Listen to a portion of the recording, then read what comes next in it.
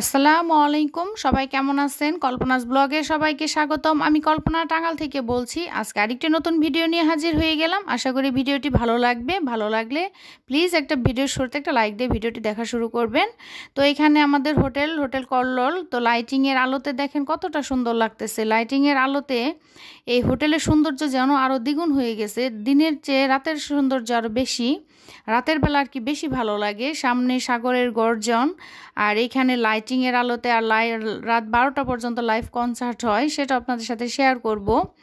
তো লাইটিংয়ের কারণে এখানকার সৌন্দর্যটা আরও দ্বিগুণ হয়ে গেছে। এখানে লাইভ কনসার্ট, তারপর হচ্ছে লাইভ কিচেন। তো রাত 12টা পর্যন্ত এখানে আনলিমিটেড খাওয়া দাওয়া, গান বাজনা সব কিছু মিলিয়ে এত ভালো লেগেছে যে সেটা কি বলবো, ভাষায় প্রকাশ করতে পারতেছি না। তো খুবই ভালো লাগছে। দেখেন কত সুন্দর লাগতেছে। এলোমেলো বাতাস, সাগরের গর্জন, সাথে হচ্ছে গান বাজনা, লাইটিং সব কিছু মিলে ভীষণ ভালো লাগছে। তো এইভাবে রাত 12টা পর্যন্ত চলে। তো আমরা রাত 12টা পর্যন্ত নিচেই ছিলাম। 3 দিন যে ছিলাম 3 দিন। তো রাতের ভিডিও দিয়ে শুরু করলাম। তো এখানে হচ্ছে সকালবেলা বারান্দায় এসে একটু ভিডিও করে নিলাম। এত সুন্দর ওয়েদার, মানে আল্লাহর রহমত যে দেখা যাচ্ছে। আমরা যে 27 তারিখে আসছি ওই দিন তো আর খুব একটা বের হতে পারি নাই। দেখা যাচ্ছে বিকেলবেলা বের হয়েছিলাম। সাগরের এত ঢেউ, এত বাতাস, লবণাক্ত বাতাস, খুবই এলোমেলো অবস্থা। তো এটা হচ্ছে 28 তারিখের ভিডিও। ওয়েদারটা এত ঠান্ডা ঠান্ডা হয়ে গেছে। রাতের বেলা কিন্তু বৃষ্টি হয়ে গেছে, সেই জন্য এই যে চেয়ার টেয়ার এগুলো যা দেখতেছেন সব কিছু রাতের বেলা কনসার্ট শেষ হওয়ার পরে দেখা যাচ্ছে এগুলো ঢেকে রাখে। আবার পরের দিন দেখা যাচ্ছে এগুলা খুলে দেয়, কারণ এখন তো বৃষ্টির সিজন, যখন তখন বৃষ্টি এসে যায়। তো সকালবেলায় ভিডিওটা করতে আমার এত ভালো লেগেছে যে এখন হয়তো বা 8:30 কি 9টা বাজে এরকম টাইমে আর কি ভিডিওটা করছি। ভিডিওটা করে ফ্রেশ হয়ে আমরা যাব নাস্তা খেতে। আমাদের হোটেল হচ্ছে বুফে। সকালবেলা বুফে নাস্তা 7:30 থেকে আপনার 10:30 পর্যন্ত বুফে নাস্তা আর কি।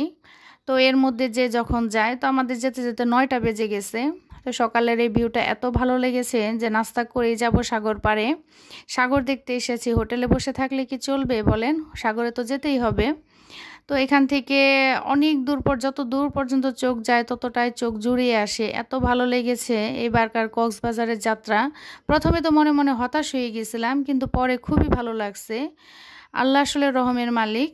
আল্লাহ তাআলা রহম করছে বলে এতটা এনজয় করতে পারছি। তো বুফে নাস্তা এখানে ভিডিও করতে গেছিলাম। তো এখানকার স্টাফ ওনারা বলতেছে ম্যাম ভিডিও করা যাবে না। তো সেই জন্য আর ভিডিও করা হয় না। এখানে 36 রকমের আইটেম, যে যেটা খায়। চিকেন খিচুড়ি, হচ্ছে ফ্রাইড রাইস, পরোটা, সবজি, বুটের ডালটা আমার কাছে খুব ভালো লাগছে। তো মানে একেকজন একেকটা, মানে যার যেটা পছন্দ, জুসের আইটেম, হালকা নাস্তার আইটেম সব মিলিয়ে হচ্ছে 36 রকমের। তো এখানে আর ভালো লাগছে, মানে আশ্চর্য লাগছে যে এখানে পান্তা ভাতটাও রাখছে। পান্তা ভাত, আলু ভর্তা, আলু ভাজি, তারপর হচ্ছে মরিচ ডোলা, মানে যে যেটা পছন্দ করে, bread, cake, dessert item, juice item. আসলে সবার খাবারের ধরন তার এক না, একজন এক এক রকম খায়। আর হোটেলে তো সব ধরনের লুকিয়ে আসে। কেউ হয়তো বা খিচুড়ি ফ্রাইড রাইস পছন্দ করে, কেউ নুডলস পছন্দ করে, কেউ আবার দেখা যাচ্ছে কেক, ব্রেড এই টাইপের নাস্তা পছন্দ করে, কেউ আবার পান্তা ভাতও খায়। মানে এক একজনের খাবারের রুচি তো আসলে এক এক রকম। তো এখানে আমি নিছি বুটের ডালটা, আমার খুবই ভালো লাগছে। আমি 3 দিনই বুটের ডাল খাইছি। আর এখানে সবজি, ডিম, একটু খিচুড়ি, সাথে মরিচ ডলাটা নিছি। আমরা বাঙালি বলে কথা, হাত দিয়েই তো খাবো বলেন। আর খিচুড়ির সাথে একটু মরিচ ডলা হলে কিন্তু ভালোই লাগে। এখানে স্যুপের আইটেম আছে 3টা, Thai soup, corn soup, chicken soup, মানে যার যেটা ভালো লাগে। ডেজার্ট আইটেম ছিল কেক, এখানে মানে এটা সুজির হালুয়া, মানে বরফি আর কি, চা, কফি, যার যেটা পছন্দ। 36 রকমের বুফে আইটেম। তো 3 দিন তো সকালে নাস্তার কোনো ঝামেলা ছিল না, টেনশন ছিল না। না হলে তো সংসার জীবনে দেখা যায় টেনশন, যে সকালে উঠে কী নাস্তা বানাবো, বাচ্চাদের হাজব্যান্ডকে কী খেতে দেব। তো 3 দিন তো একদম রানীর হালে ছিলাম, খুবই ভালো লাগছে, কোনো টেনশন নাই। সকালে উঠে হাত মুখ দিয়ে ফ্রেশ হয়ে নাস্তা খেতে গেছি, যার যেটা পছন্দ। অনেক ধরনের আইটেম দেখা যায়, বাসা বাড়িতে তো একটা আইটেম করতে একদম নাজেহাল অবস্থা হয়ে যায়। তো এখানে তো আইটেমের শেষ নেই, যার যেটা ভালো লাগে। তো আমার ছোটো মেয়ে এখন স্যুপ খাইতেছে, তো আমি জুস খাইতেছি। জুস খাওয়া শেষ, এটা ছোটো মেয়ের জুস আর কি, আমরা জুস খাইছি। আর হচ্ছে লাস্ট চা কফি খেয়ে ওখান থেকে চলে আসছি। এসে রুমে এসে কিছুক্ষণ রেস্ট করে তারপরে আসছি সাগর পাড়ে। তো সাগর পাড়ে আসছি আর এই হোন্ডায় চড়বো না, এটা তো হতেই পারে না। এটাকে হোন্ডা বলে না গাড়ি বলে সঠিক আমি জানি না। তবে গত বছর গিয়ে 3 দিন ছিলাম, 3 দিন উঠেছি। আজকে এই বছর গেছি, এই বছর উঠছি। সাগর পাড়ে এসে না উঠলে তো বৃথা। সাগর পাড়ে এসে তো উঠতেই হবে। লাবণী পয়েন্ট থেকে সুগন্ধা পয়েন্ট পর্যন্ত আর কি 200 টাকা নেয়। তো এভাবে মানে 2টা চক্কর, একবার যাবে জাস্ট আরেকবার ফেরত আসবে এইভাবে আর কি। তো উঠছি, খুব ভালো লাগছে। আমরা 4 জনে উঠছি একটাতে, আমি, আমার হাজব্যান্ড, আমার বড় মেয়ে, ছোট মেয়ে আর চালক। তো ওনারা তো 3 জন করে নেয়। তো বলতেছে আমরা মানুষ 4 জন, একজনকে আবার আরেকটায় যাবো নাকি, একটাই হলে হবে, না হলে যাব না। তখন বললো যে আচ্ছা আসেন, ঠিক আছে। তো উঠছি। ঘোড়ায় আমার মেয়েদের উঠতে বলছিলাম গত বছরও এই বছরও, কিন্তু তারা ঘোড়ায় উঠতে ভয় পায়। আর সাগরে হচ্ছে যে স্পিড বোটের মতো আর কি, ওইটাতে চড়তে ভীষণ ভালো লাগে। গত বছর ওঠা হয়েছিল, তো এবার তো সাগরের অবস্থা ভালো না, সেই জন্য আর কি ওটা বন্ধ আছে, অফ। তো ওইটাতে উঠতে পারলাম না, ওইটাতে উঠতে খুব ভালো লাগে। গত বছর আমি আর কি 3 দিন ছিলাম, 3 দিন ওঠা হয়েছে। তো এই বাসার উঠতে পারলাম না। তো এটাতেই উঠলাম, ঘুরলাম। দেখেন কত মানুষ দাঁড়িয়ে আছে। তো কিছুক্ষণ পরে গোসল করব। আর এই গোসল করতে যে ঘটে যায় বড় একটি দুর্ঘটনা, সেটাও শেয়ার করব।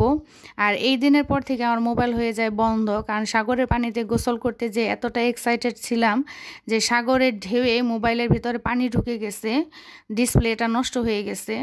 তো 28 তারিখ থেকে আমার মোবাইলটা বন্ধ হয়ে যায়। তারপরে টুকটাক যা ভিডিও করার আপনাদের ভাইয়ের মোবাইল দিয়ে ভিডিও করেছি, সেটা আপনার সাথে শেয়ার করব। কিন্তু এই মানে আনন্দের মধ্যেও মানে কষ্ট লাগলো যে মোবাইলের ডিসপ্লেটা চলে গেল। মোবাইলটা টাঙালে এসে পরে ডিসপ্লেটা আর কি ঠিক করা হয়েছে। তো এখানে আপনাদের ভাইকে নামতে বলতেছি, সাগরে আসছে, সাগরে নামবো না তা কি হয়, সে তার প্যান্ট ভিজাবে না। সে একটু দূর যাওয়ার পরে ঢেউ দেখে এমন ভয় পেয়ে দৌড়, মানে কি বলবো, দেখেন দৌড়ে চলে আসছে। সে যাবে না, তার কাপড় নষ্ট হয়ে যাবে, সেই জন্য সে সাগরে গোসল করে না, নোনা পানি তার পছন্দ না। কিন্তু সে সুইমিং পুলে গোসল করছে। আর এখানে আমরা মা মেয়েরাই প্রায় 2 ঘন্টার মতো ছিলাম, এত ভালো লাগছে কি বলবো। তো এখানে আমার বড় মেয়ে ছোট মেয়ে গোসল করতে মানে নামছে আর কি, পা ভেজাচ্ছে। তো পানির এতটাই স্রোত যে আমার ছোট মেয়ে মানে একদম শুয়ে পড়ছে, ও একদম প্রায় ভেসে যাইতেছিল। তখন তোর বাবা খুব রাগ যে মানে মেয়ে যদি এভাবে ভেসে যায়। তো বড় মেয়ে তো মেয়েকে ধরে রাখছে, আমিও ধরে রাখছি। তো মানে ছোট মেয়ে এতটাই এক্সাইটেড কি বলবো। এই যে সাগরে যে স্রোতটা আসতেছে, এই ঢেউয়ের সাথে যে স্রোতটা মানে রিটার্ন যে যায় ওইদিকে, তখন এতটাই স্রোত থাকে যে আসলে পা ঠিক করে রাখা যায় না, পায়ের তল থেকে বালু সরে যায়।